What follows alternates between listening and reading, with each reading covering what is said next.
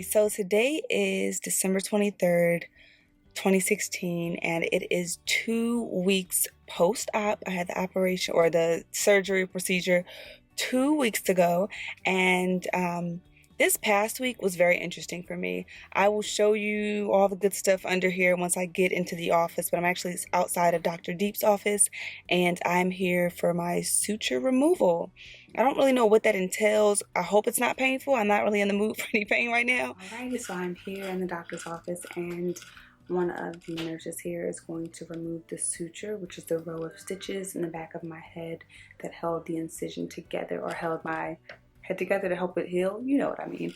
But yeah, we're here. This is just a quick 2-week update on what my hair looks like 2 weeks after the procedure. I can't really show you the back right now, but hopefully everything looks good. I'll keep you posted and take some snapshots after she's finished. So see you soon. So what I want to do today is I want to go over with you what this past week has been like for me. I want to show you my hair, and I also want to talk a little bit about the suture removal appointment today, and I want to give you some advice that Dr. Deep gave me. So let's first talk about the pain that I experienced this week. Okay, so this week was very interesting, with the exception of today. Today's Friday, December 23rd. This entire week has been a very painful week for me, and I've experienced so much pain at the incision site in the donor area. The pain, if I could describe it to you, I was trying to figure out how I was going to describe it to you, and it felt like a few things. One, it felt like a rug burn. I felt a burning sensation in the back of my head, right on the incision location where the stitches are. It also felt like, okay, so you know when you're younger and you fall on the ground and you get one of those strawberries, like a really bad scratch on your knee, right? And your knee is healing and you have to kind of move your knee in and out, that feeling that you get around your knee. It kind of felt like that. It was very uncomfortable, and trying to work this week, because I went back to work this week, trying to work was a challenge because the pain was just, it was so annoying. It was such a nuisance. It wasn't unbearable to the point that I couldn't do anything, but it was just such a nuisance. I wasn't used to having this burning sensation in the back of my head. It kind of reminded me of a rug burn, and so I just took some pain meds and I was pretty much okay. When I went to the doctor today, Dr. Deep told me that burning sensation was basically my nerves growing back, so that's a good sign. So not too bad.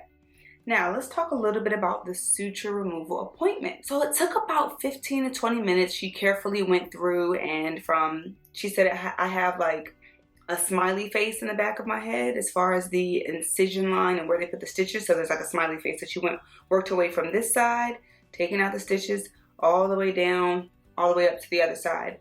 And as far as the feeling, what it felt like, again, I was trying to think of how I could describe this to you. It definitely wasn't painful, but it was uncomfortable, and I was ready for it to end as soon as it started.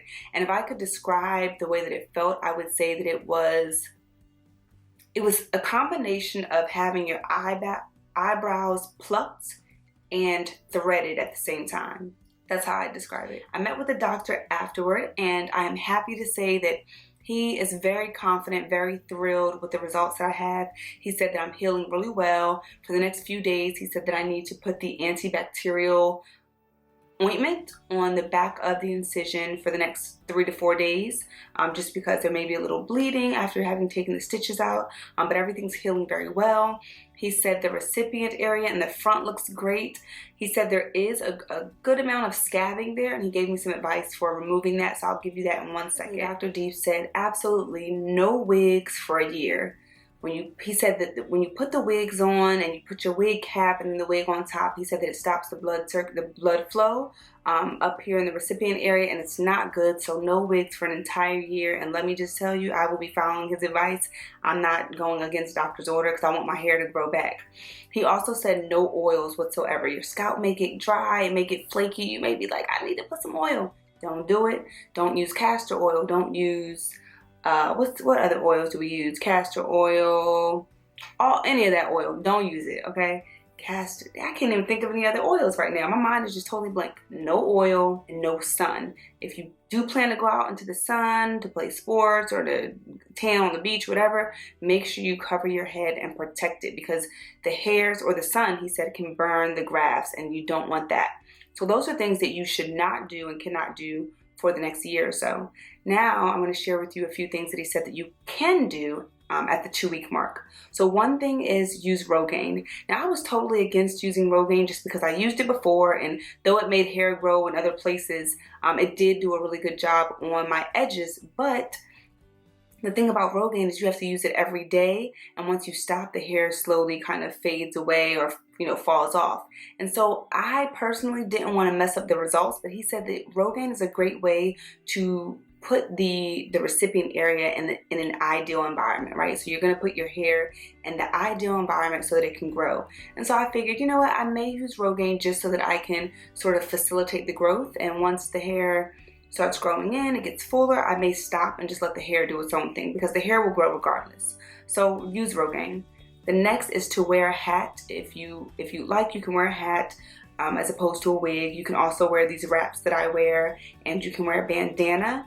And he did say, he did say that, what was it? One thing that I think I'm going to do, I have a certain hairstyle where I wrap a scarf only lightly around the front of my head, and then I wear my hair out in a curly fro at the top. And I think I'm going to start wearing that as opposed to my wrap, because typically in the morning I'll let my hair breathe at work for the 9 hours I'm there. I'll wear the wrap and then I'll come home and take the wrap off. So I want to give my head a chance to breathe a little more. The next is, I want to show you my hair now. So this is the 2-week mark. He said it's looking good. The front, or the recipient area, is a bit scabby. I have quite a few scabs here in the front. And basically what he said was, this is really important. He said that you want to take the scabs off. You want to get them off a month. You want to get them off before you hit the month mark of your surgery, because if not, it decreases the likelihood of the hair growing in as full as it could. Yeah, so basically he said that I keep saying basically. Dr. Deep said that I have 2 weeks to remove the scab around the front. And if you were to feel this right now, it feels very dry, very bumpy. I don't know if it looks that way, but yeah, it's definitely very dry and bumpy. So what he told me was that we're at the 2-week mark. He said, don't be nervous. There will be hair that sheds off when you massage the recipient area, but he said you need to get the scabs off within 2 weeks. I don't have to sit down and do it all in one day, but I should be washing my hair either every day or every other day.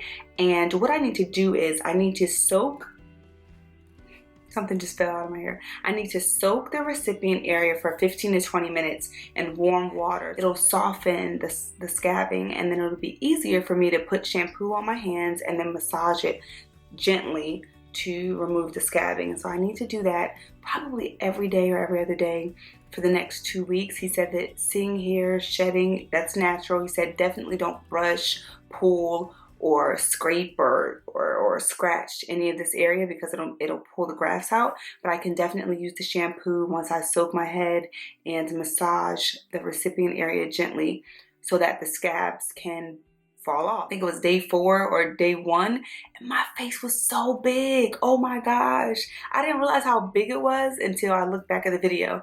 But anyway, this is the update. This is what I'm looking like now.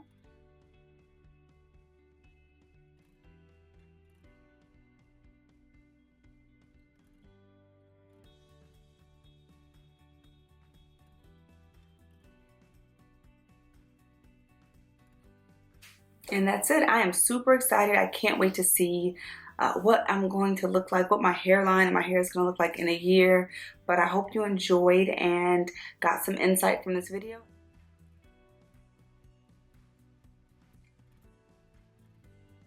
Today is June 9th, 2017. I cannot believe it's been 6 months since I've had my hair transplant procedure with Dr. Deep. I went to see Dr. Deep last week for an A-cell, I believe it's like I think it's a steroid shot or an A-cell shot. I don't know anything about the A-cell shot. All I know is that it's supposed to promote hair growth, and you can get the A-cell shot for an additional fee. What happened? It took all of like 1 minute. So Went into Dr. Deep's. He literally got a needle and just went boop. It just like stuck the needle right here on the side. There were like 2 shots up here and then another shot on this side. So it was literally like there was no numbing cream, nothing. But I just kind of sat there and took some deep breaths and it was over before I knew it. Now the thing is, after those shots, let me try to think, how did it feel? So it literally felt like a little pinch, like the same way you get a shot at the doctor's. I mean, it was literally just a shot in your head, which does sound extremely painful, but if you just don't concentrate on it and take a deep breath and maybe think about being on a lovely beach, maybe it'll help out. It wasn't that bad for me. Now after the fact, I realized that I was chewing gum that day and I felt like my jaw sort of sore, and then there was a little redness in the areas that he made the shot, and I actually went to get my sewing right after the shot. So it took about maybe an hour after I got the shot, I had my sewing done. The cool thing about my stylist is that she does not touch the edges. So she left all the front out, so she didn't touch my edges at all, and she braided the back up. Not very tight. She braided the back up and just did the sewing as is. So this is the first time I've had a sewing in ages, and I want to show you a picture. Nothing much has really changed over this month. The greatest amount of growth that I've noticed is from months 4 and 5. So from April 9th to May 9th, that is where I've noticed the most growth. And I want to show you a picture. So a few years ago, I had pretty much the same exact style. So I want you to take a look at this top part, right? You taking it in? Okay. Now, here's a picture of me with a similar hairstyle. Can you see that? Okay, now if you can take a look here, the front, like I never had, and you probably noticed this from the other videos, I did not have such full edges. Like my hair was so thin, and I'm looking at this picture like, oh my gosh, like, can't believe I walked out the house like this, but my hair was just so thin. I didn't have a lot of hair in the front. So that's really my update. I don't really have much else to give you. I can't really show you too much because I'm on my way to work and I don't want to mess up my hair. But yeah, nothing much has changed. I'm looking forward to kind of seeing how this A-cell shot is going to impact the journey. But yeah, this is my 6-month update. I'm really excited. I went to see my stylist and she was extremely impressed. She was like, girl, you didn't have like any edges and your hair is so full. I'm like, yeah, I know. Isn't that crazy? But yeah, this is my update and I hope you enjoy.